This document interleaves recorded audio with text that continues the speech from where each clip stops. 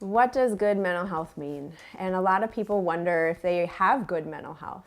Really, all it means is that there's several factors that make up good mental health. We're looking at psychological factors, social factors, and emotional factors.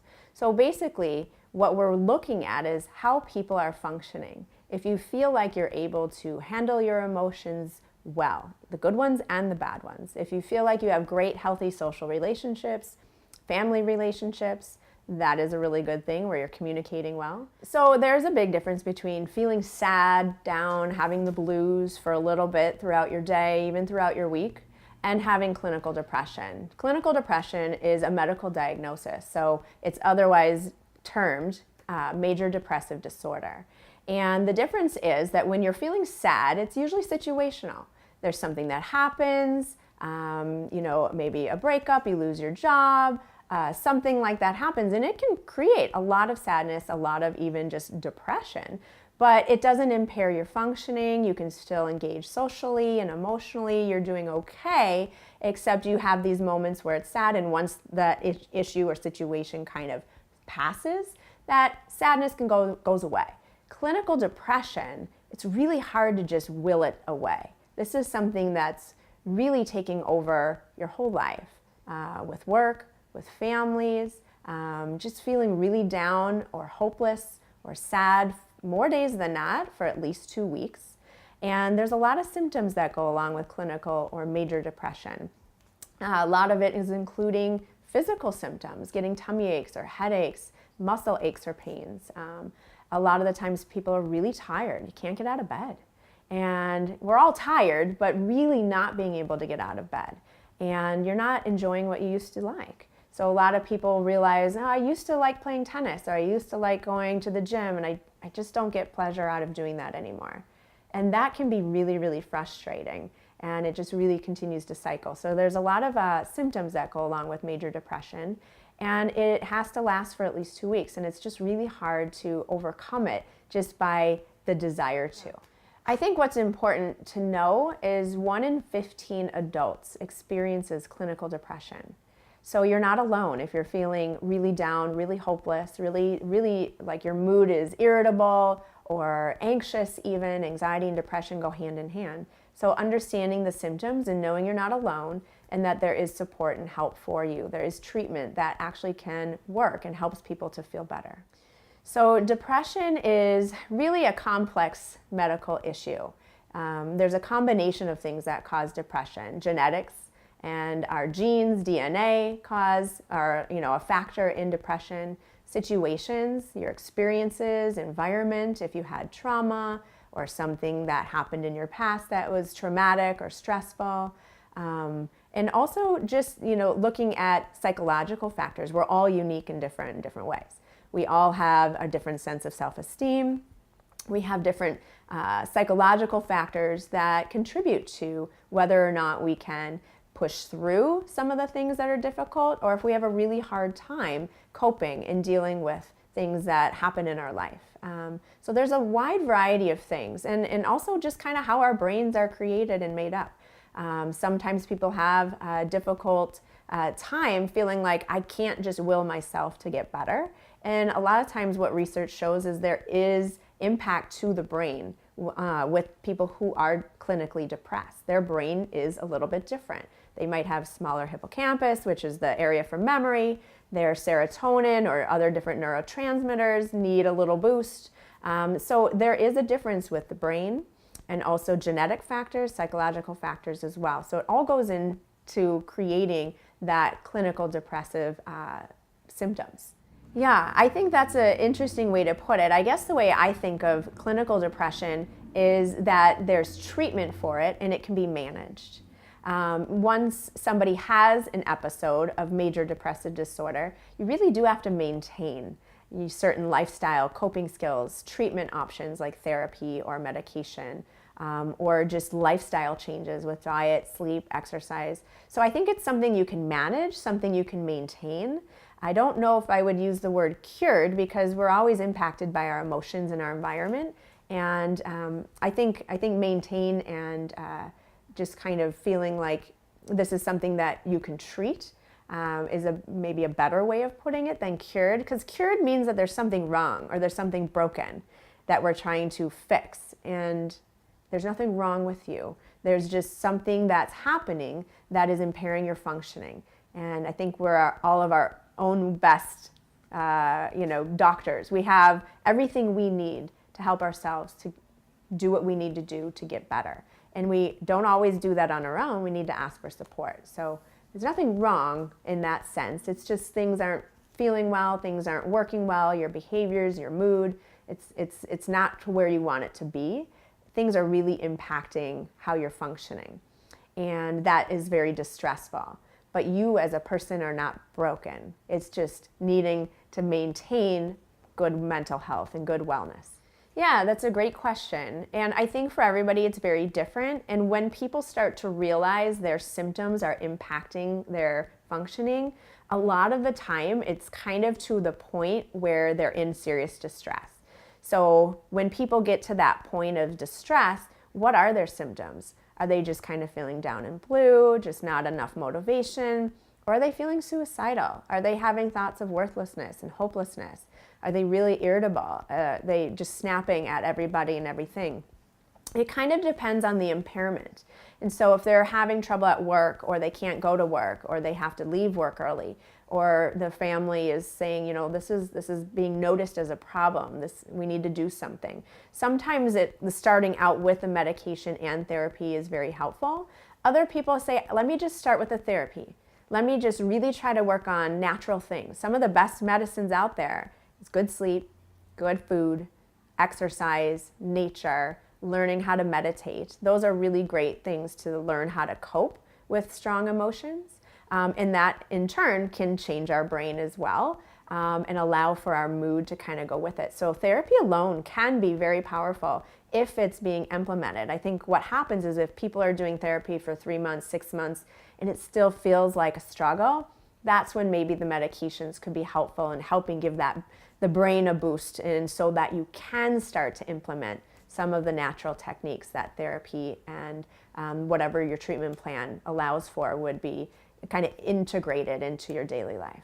Yeah, and I think that's a good question too, because a lot of people will wait till they just can't take it anymore. And that's when most people do enter therapy, is when their life is feeling really impaired. They're feeling really distressed.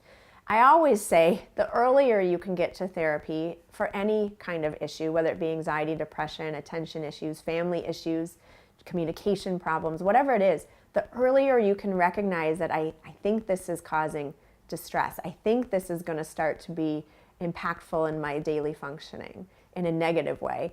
That's when I would recommend going. I tell parents all the time, if you see changes in your child's diet, and they're not eating as much or they're eating too much, they're sleeping way too much, they're talking about not liking themselves or hurting themselves, get them in right away. Don't wait, because the earlier they can start to begin to understand what they're feeling and talk about what they're feeling and learn coping skills, the better trajectory they have for their mental wellness. Yeah, so what therapy does, number one, is it allows for a safe space with somebody you don't know that's not going to judge you.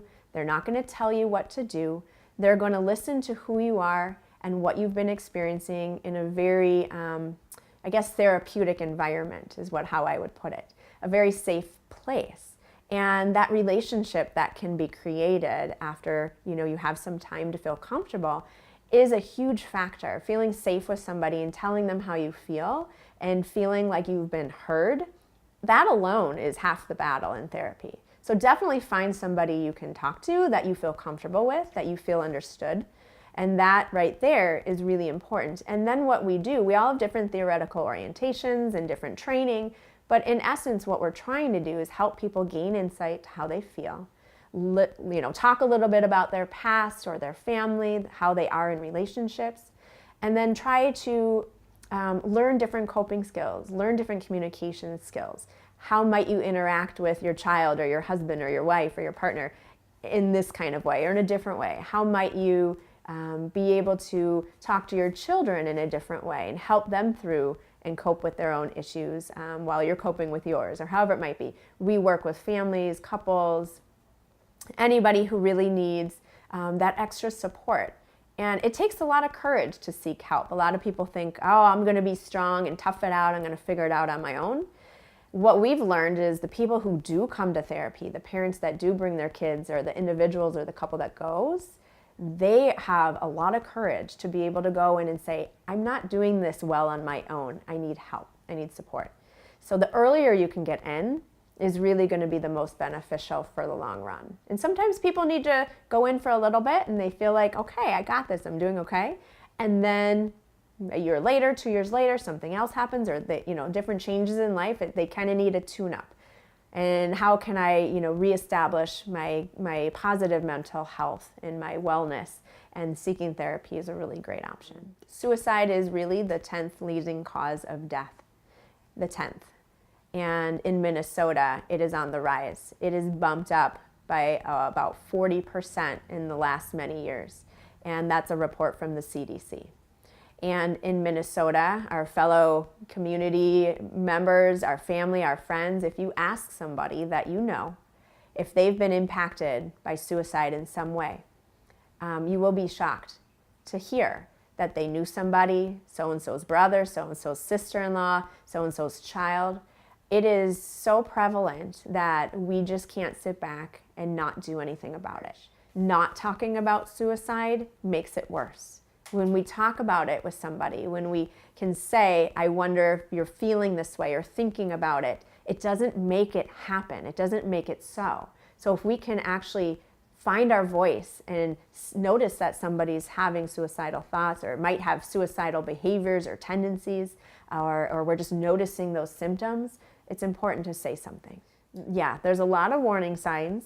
It can be hard to really pick it up, and I want to be careful for people who have lost somebody to think, I should have known. What could I have done differently? Because in many cases, it wasn't something you did or didn't do. This is really about the people who are struggling and keeping things in, that letting them know that there is support out there, and as we shout out loud and help them to realize this is something we can talk about, the hope is that they will reach out. But for people who, just notice somebody, if they're starting to talk about hurting themselves or self-harm, like cutting or different things like that, self-harm or injurious behaviors are really important to pay attention to in your kids, in your teens, even in early adulthood. People who just talk about suicide, talk about death a lot. That could be a warning sign if their mood is different, if you feel like they're irritable more so, if you see changes in just their impulsive behaviors that you didn't see before. They're doing more things that are dangerous and kind of scary. Are they kind of tempting it and testing it and seeing what it would be like? People that talk about, if they say, I don't like myself, I don't feel good about who I am, I think about killing myself, or a lot of kids will say, you hate me, if they have parents who are putting limits on them, or you hate me, or I'm just going to die, I want to kill myself. Those are serious things that we want to pay attention to. There's a lot of different warning signs, of course, but you don't have to know them. Get help. Come to a trained doctor, therapist, anybody that is in the medical field, and say, I wonder if this is happening for my husband, for my child, and then get referrals so you can have therapy or medication, or just talk about it with your child's teacher. Are they noticing anything at school? Talk about it with your spouse or your partner. I wonder if you're feeling this way. Let's work on it together, and really getting that support going together, because the more people that are talking about it and noticing it and not pretending it's not there and just avoiding it, we could save a life. A lot of people can't understand it. They can't even imagine intentionally hurting themselves. We have an accident, we get hurt, and it's just like the worst thing. A lot of people are like, I don't understand how they could do this. Some people say, how could they be so selfish? We hear that a lot. And in fact, it tends to be the opposite. A lot of people are struggling really deeply with severe emotional issues that aren't getting treated.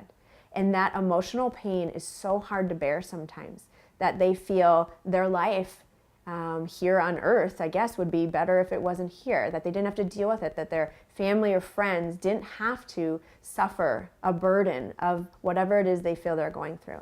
So in many ways, It's that feeling of I'm a burden to somebody.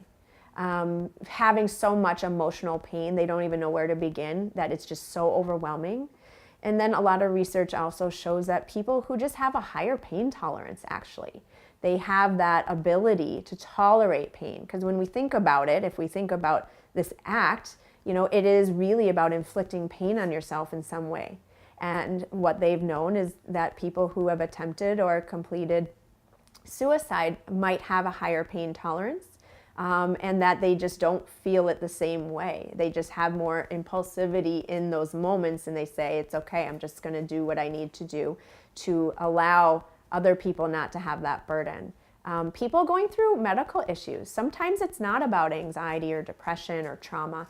I have known a lot of people that have told me, or people that I have known that said, they had a really chronic medical condition and they just didn't want to live with that quality of life. And so it's not necessarily about anxiety or depression per se, but it's about what they're going through medically speaking, chronic pain and things like that. So, it's hard to know what somebody is really thinking. And sometimes people will say, I could never imagine that this person would do that. But we don't know what's going on underneath. And that's why it's important to really recognize when you think something is a little off emotionally or behaviorally about somebody you love, and to be able to say something and let them know it's okay, and that you'll work together with them to try to find out what treatment options are going to work for them so that they can start to feel better.